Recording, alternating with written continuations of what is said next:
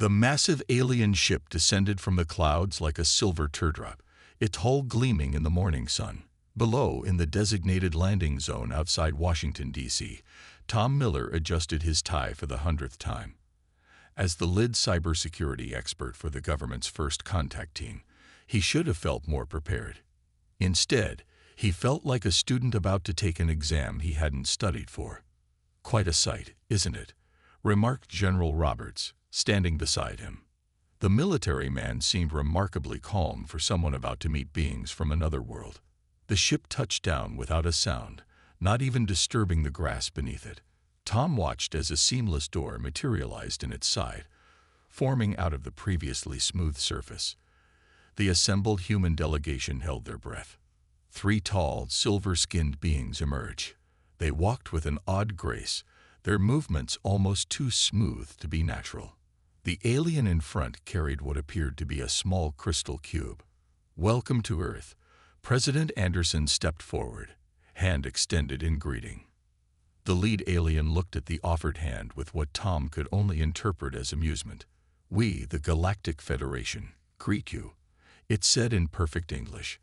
"I am first speaker. We have been observing your world for some time." Tom noticed they didn't need any translation devices. Their ability to speak English so flawlessly was both impressive and slightly unsettling. The first speaker held up the crystal cube, which projected a holographic display of Earth's various communication networks. "We have analyzed your technology. Your persistence in using binary computing systems is quaint." Several members of the delegation shifted uncomfortably at the obvious condescension in the alien's tone. "Our systems serve us well enough," Tom found himself saying, surprising even himself. The first speaker turned those silvery eyes on him. "Ah, yes. Tom Miller, cybersecurity specialist. We reviewed your planetary data networks." The alien's mouth curved in what might have been a smile. "Your most advanced quantum computers are equivalent to what our children use as toys." Tom felt his face grow hot, but kept his voice steady. "Every tool has its purpose." The second speaker stepped forward, holding up another crystal. This one projected a complex, shifting pattern of light that seemed to move in impossible ways. "This is a basic terminal of our quantum crystal computing network. It processes data using 17-dimensional algorithms. Your binary systems are like using stones to count compared to this." The human delegation watched in awe as the alien demonstrated their technology. They showed how their systems could process vast amounts of data instantly, how they could predict weather patterns across entire solar systems, and how they could simulate complex biological systems down to the quantum level. "We will, of course, help you upgrade your primitive infrastructure," the first speaker announced. "It would be cruel to leave you working with such ancient tools." Tom watched as his colleagues nodded eagerly, their eyes fixed on the marvels being displayed. But something bothered him. In all the demonstrations, in all the complex displays of technological superiority, he hadn't seen a single security protocol. No firewalls, no encryption, no access controls. The aliens were so confident in their advanced technology that they seemed to have forgotten the basics of information security. As the delegation moved inside for formal discussions, Tom lingered behind, watching the alien ship. Their technology was incredible, yes, but their attitude worried him. In his experience, any system that was considered unhackable usually had the biggest vulnerabilities. Overconfidence was often the first step toward catastrophic failure. He pulled out his old, primitive laptop and began taking notes. The aliens might mock their binary computers, but Tom had a feeling that sometimes the simplest tools could reveal the biggest surprises. He just needed to watch, wait, and look for patterns that others might miss. After all, history had shown time and time again that underestimating humans was always a dangerous mistake. 2 weeks after first contact, Tom sat in his office, staring at the new alien terminal that had been installed on his desk. The crystal display floated above its base, showing streams of data that moved like flowing water. Next to it, his old laptop looked like a child's toy. Still using that ancient thing. Jack Thompson walked in, carrying 2 cups of coffee. His friend and fellow security analyst handed one to Tom. The aliens say these new systems are 50,000 times faster. Tom took a sip of coffee. Maybe, but something's been bothering me about their network traffic. What do you mean? Jack pulled up a chair. Look at this. Tom turned his laptop screen toward Jack. I've been monitoring their communication patterns.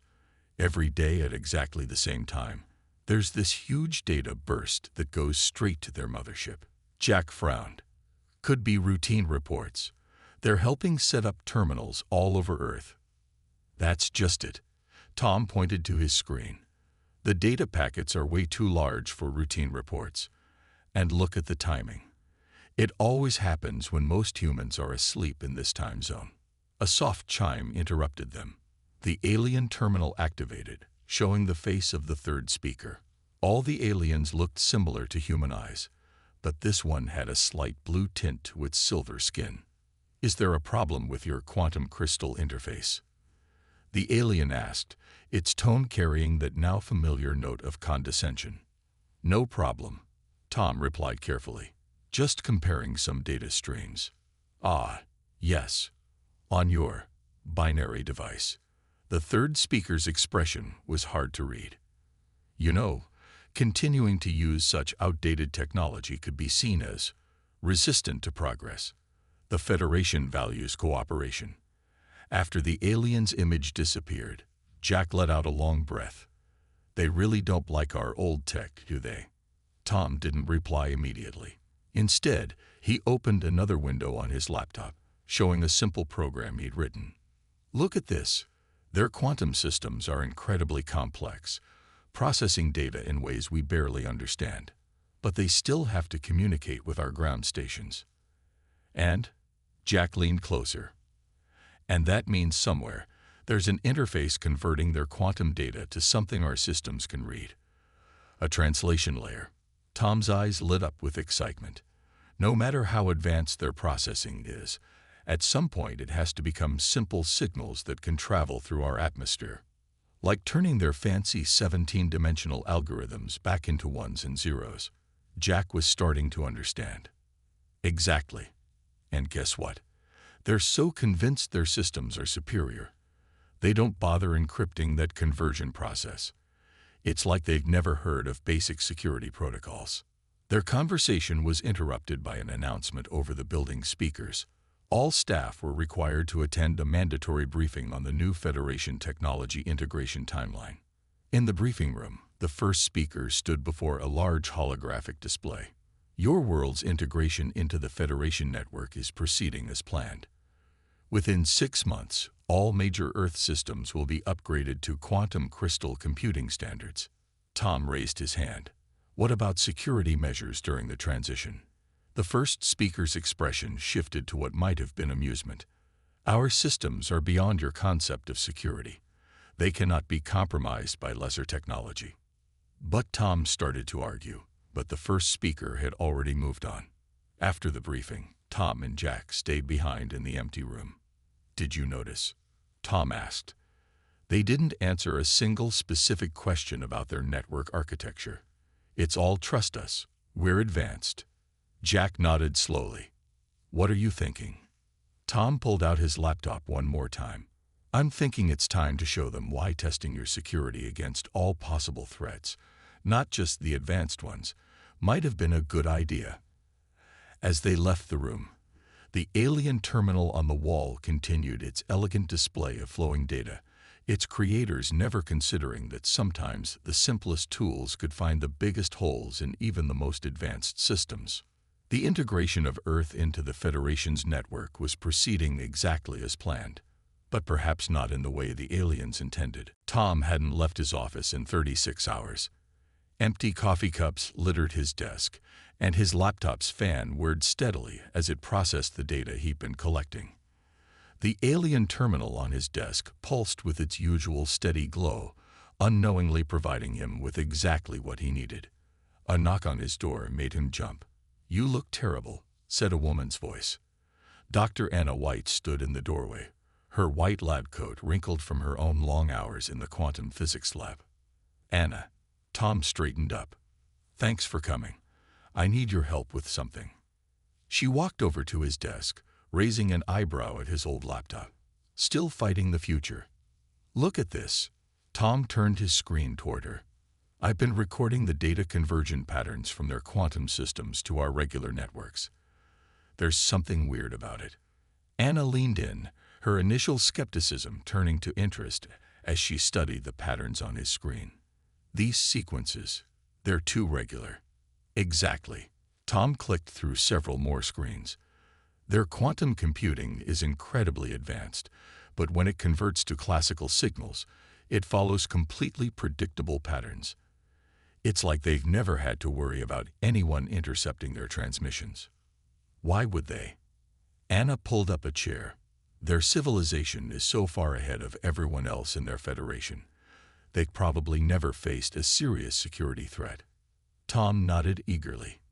"It's like having the world's most advanced lock on your front door, but leaving all your windows open. They're so focused on quantum security that they've completely ignored classical vulnerabilities." He opened another window on his laptop, showing a simple program he'd written. "Watch this. When their system transmits data, there's a microsecond delay between the quantum conversion and the classical transmission. In that tiny gap, you can read the raw data."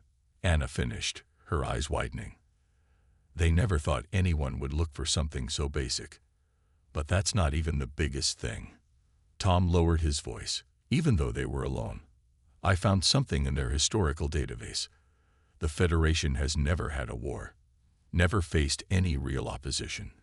They've been the dominant force in their part of the galaxy for so long that they've forgotten about basic security principles." Anna sat back, thinking. Their quantum systems are like a mathematical fortress, but they built it without any doors or windows because they never expected anyone to try to break in. Tom grinned. "And now they're connecting it to our primitive networks." He showed her more data streams, pointing out patterns and vulnerabilities. The alien systems, for all their complexity, had never been tested against adversarial attacks. They had no concept of firewalls, no real encryption in their classical transmission phases, and no monitoring for unusual access patterns. "There's something else," Tom said, his expression growing serious. "Look at these data bursts. They're scanning our military networks, our power grids, our communication systems. They're gathering far more data than they need for this integration process." Anna studied the screens, her scientific mind putting the pieces together. "They're not just helping us upgrade. They're preparing for something bigger," Tom finished. "And they're so confident in their technology that they're not even trying to hide it." Just then, the alien terminal chimed. The face of the first speaker appeared, making both of them jump. "Is everything functioning correctly, Tom Miller?" "Our systems show you've been accessing large amounts of conversion data." "Just learning the new systems," Tom replied smoothly. "They're quite fascinating." Indeed, the first speaker's silver eyes seemed to study him. "Remember, the Federation appreciates those who embrace progress fully." After the terminal went dark, Anna turned to Tom. "What are you going to do?" Tom closed his laptop, a plan already forming in his mind. "First, I'm going to gather a team. Then, we're going to show the Federation why sometimes the simple solutions are the best ones." Outside his window, the alien mothership hung in the sky like a silver jewel, its quantum networks humming with unimaginably complex calculations. But in that moment, a human with a regular laptop had found its weakness, proving once again that technology was only as good as the wisdom used to implement it. Tom looked around the old server room in the building's basement. The space hadn't been used since the alien terminals were installed upstairs, making it perfect for their secret meeting.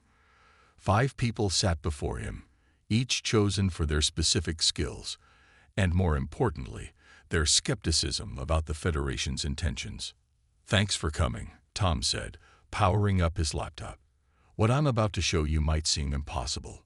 More impossible than aliens landing on Earth," asked Mike, an old-school network engineer who still kept a collection of vintage computers.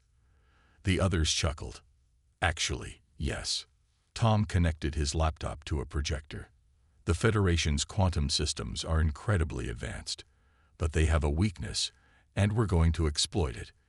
He explained what he and Anna had discovered about the aliens' overconfidence and their basic security oversights. On the screen, he showed them the data patterns that revealed the Federation's extensive scanning of Earth's crucial systems. "They're gathering intelligence," said Lisa, a former military cybersecurity expert. "But why show us all their fancy technology if they're planning something hostile?" "Because they don't think we can do anything about it," Anna answered from her corner. She brought quantum computing diagrams that now covered one wall. "They're so certain of their superiority that they don't even consider us a threat." Tom nodded. "Exactly. And that's our advantage. Look at this." He pulled up his analysis program. "Every time their quantum data converts to classical signals, there's a vulnerability, a gap we can exploit using ordinary computers." "Ordinary computers?" Dave, another programmer, looked skeptical. "Against their quantum systems. Think about it," Tom said. "They've never faced opposition, never had to defend against hackers or cybercriminals. Their security is entirely focused on quantum-level threats, not simple binary attacks." He showed them more data streams, pointing out the patterns his program had identified. "Their system is like a massive high-tech city with no locks on the doors. They've never needed them. And we're going to pick those non-existent locks." Mike grinned, understanding dawning on his face. "But we'll need to act fast," Anna added. "Once we're in, they'll realize their mistake. We'll only have one chance." Tom laid out his plan.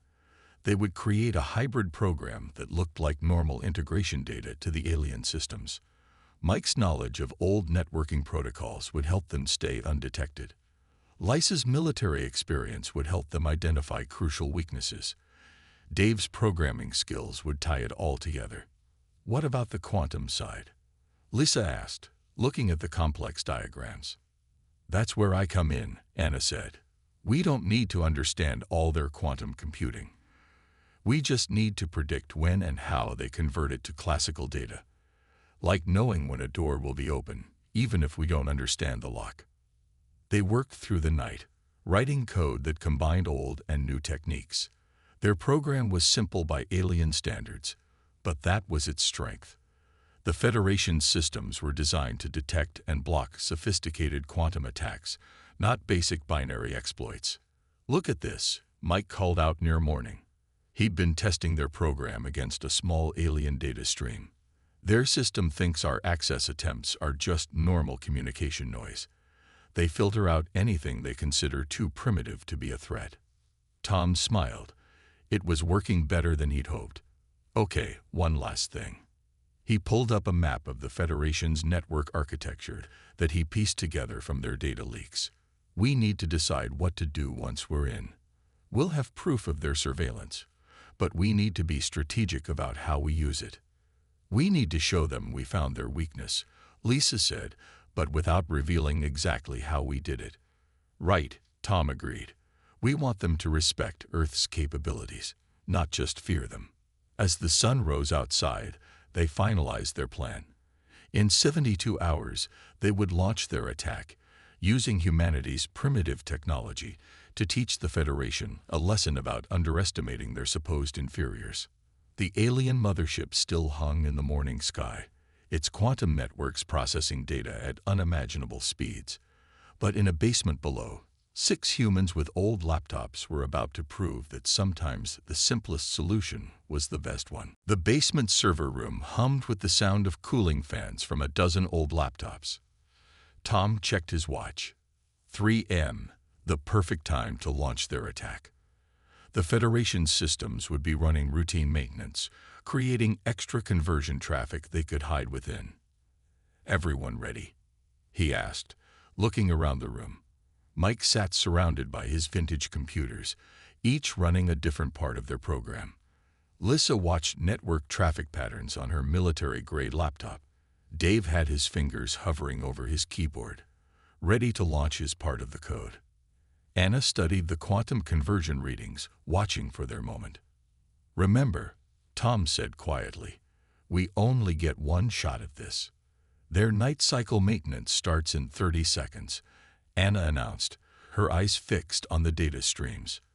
The quantum to classical conversion rate will peak in 3, 2, 1. Now, Tom commanded. Fingers flew across keyboards as they launched their attack. Their simple binary code slipped into the gaps between the Federation's quantum data bursts, riding along like a shadow in their transmissions. "They're not seeing us," Mike reported, grinning. "Their filters are ignoring our signals as background noise." On the main screen, they watched their program work its way through the alien network.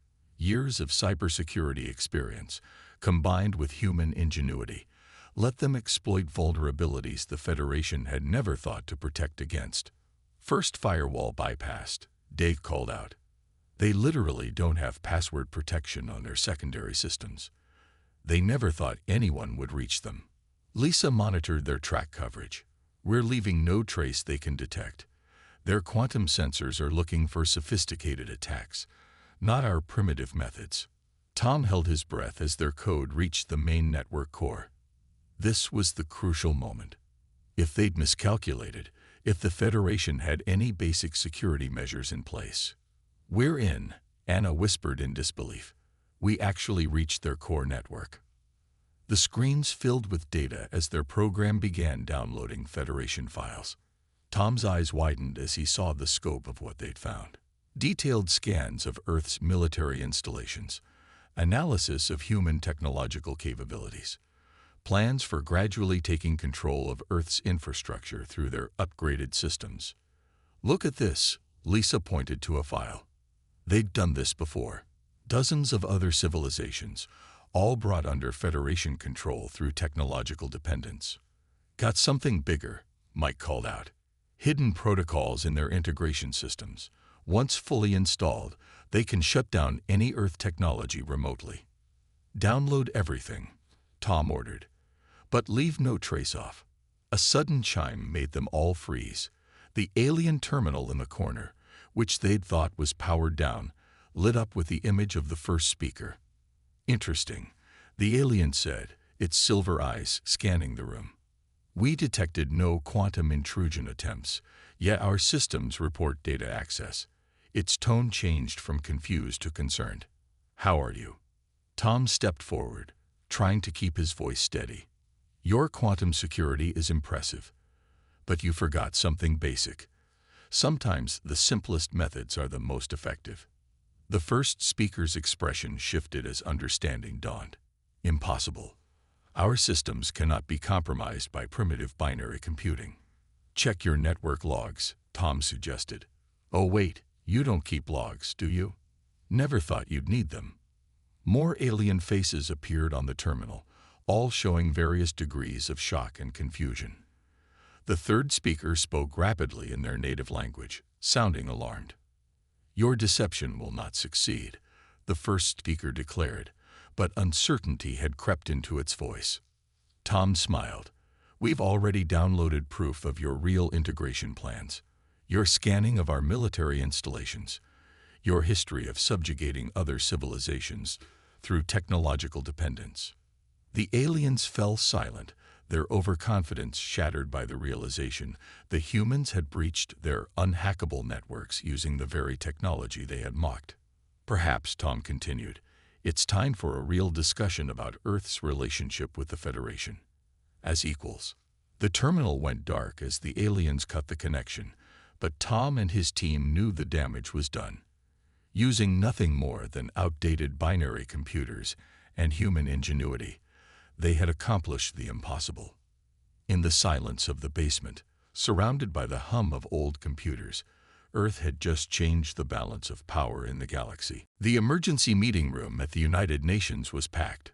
3 hours had passed since the breach, and the Federation representatives sat on one side of the long table, their silver skin seeming less luminous than usual. On the other side sat Earth's leaders, with Tom and his team present as technical advisors. "These accusations are severe," the first speaker said, its voice lacking its usual confidence. The quantum crystal display floating above the table showed fragments of the data Tom's team had retrieved. "You must understand, our integration plan was meant to help Earth advance. By making us completely dependent on your technology," President Anderson asked. "By installing hidden protocols to control our infrastructure." Tom watched the aliens shift uncomfortably. It was strange seeing them rattled, their usual superiority replaced by uncertainty. The third speaker whispered something to the first speaker in their native language. "What I find most interesting," Tom spoke up, "is how you never bothered with basic network security. No encryption on classical signals, no access logs, no intrusion detection for non-quantum attacks. Our systems are beyond your understanding," the second speaker tried to assert, but the words sounded hollow now. "Are they?" Tom opened his laptop, making several aliens wince at the sight of the primitive device. "Should I show everyone the files we found about the other civilizations? The ones you helped with integration before?" The first speaker stood suddenly. "You cannot comprehend the complexity of managing a galactic civilization. Sometimes, guidance is necessary." "You in control," Lisa corrected from her seat beside Tom. "We found your protocols for shutting down planetary infrastructure through your gift of advanced technology." Anna stepped forward with her quantum calculations. "Your computing methods are impressive, but your arrogance made you careless. You never considered that someone might attack your systems through simple binary exploits." The room fell silent as the Federation representatives huddled together, speaking rapidly in their language.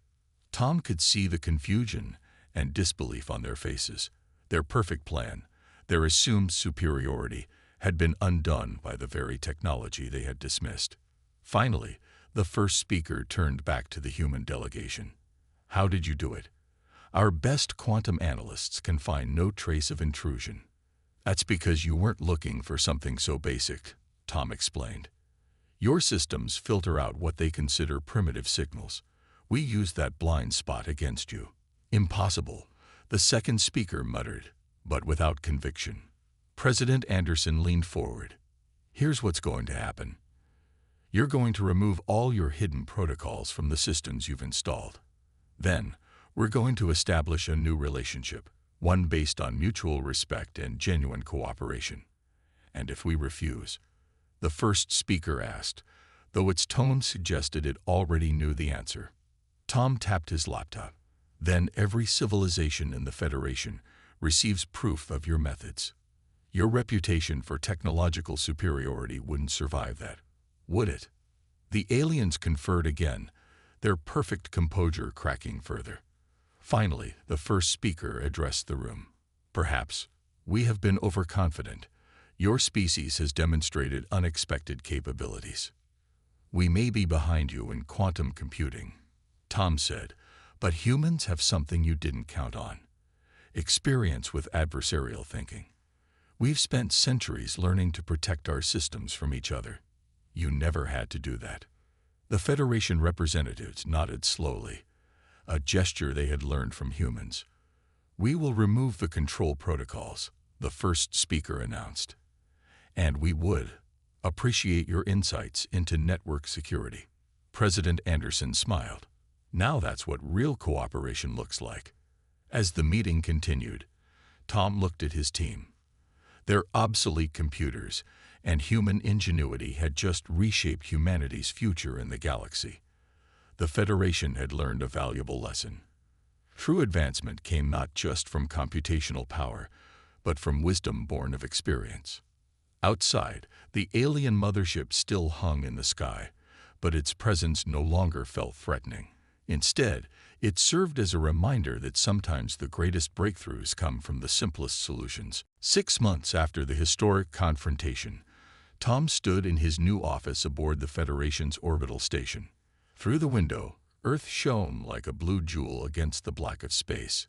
His old laptop sat on his desk next to a quantum crystal terminal, a sight that would have been unthinkable half a year ago. Still keeping the ancient hardware, a familiar silver figure entered the room. The first speaker had become a regular visitor to what the Federation now called the Joint Cybersecurity Initiative. "Some tools never go out of style," Tom replied with a smile. "Besides, your quantum security experts are still learning about binary exploits." The changes in the past months have been remarkable. After the humans revealed the Federation's security weaknesses, other civilizations had stepped forward with their own concerns about technological dependence. The result was a complete overhaul of how the Federation approached technology sharing. "The latest hybrid security protocols are ready for testing," Anna announced, walking in with a stack of data crystals. She had become the lead researcher in combining quantum and classical computing security methods. "We're seeing better results than either system alone." The first speaker nodded approvingly. "Many Federation worlds have requested these new protocols. Your perspective on defensive computing has proven invaluable." Tom remembered how the aliens had once mocked Earth's primitive technology. Now, Federation ships carried backup systems based on classical computing, just in case their quantum networks ever failed. It turned out that sometimes the old ways were the best backup plan. "How's the training program going?" Tom asked. The Federation had established a new cybersecurity academy on Earth, where species from across the galaxy came to learn about different approaches to network defense. "Fascinating," the first speaker admitted. "Yesterday, a quantum computing expert from the Centauri systems was amazed by what you call penetration testing. The concept of intentionally attacking one's own systems to find weaknesses. We had never considered it." Mike poked his head in, holding one of his vintage computers. "Sorry to interrupt, but you need to see this."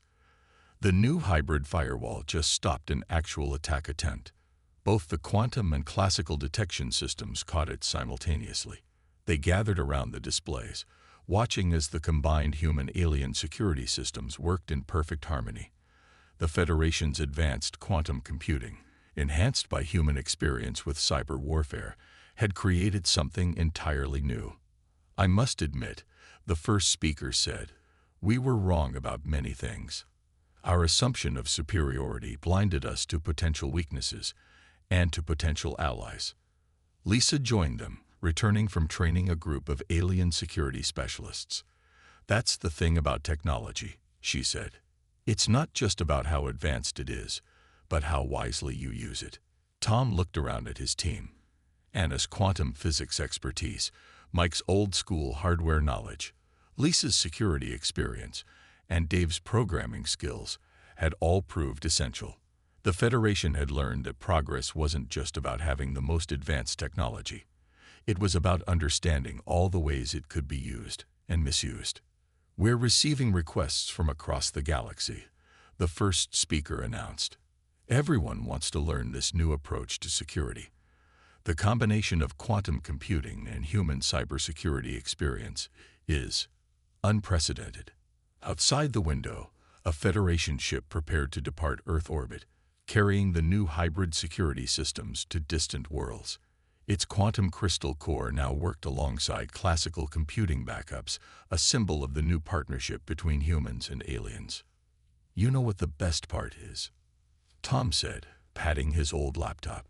"Nobody mocks our ancient computers anymore." The room filled with laughter, human and alien alike. The Federation had gained something more valuable than technological superiority: the wisdom to learn from others, regardless of their apparent level of advancement. As the Earth continued its eternal dance below them, Tom thought about how far they'd come. Humanity had earned its place among the stars not by having the most advanced technology, but by understanding the simple truth. Real progress comes from combining the best of the old and the new, and never underestimating anyone, even those who seem far behind you.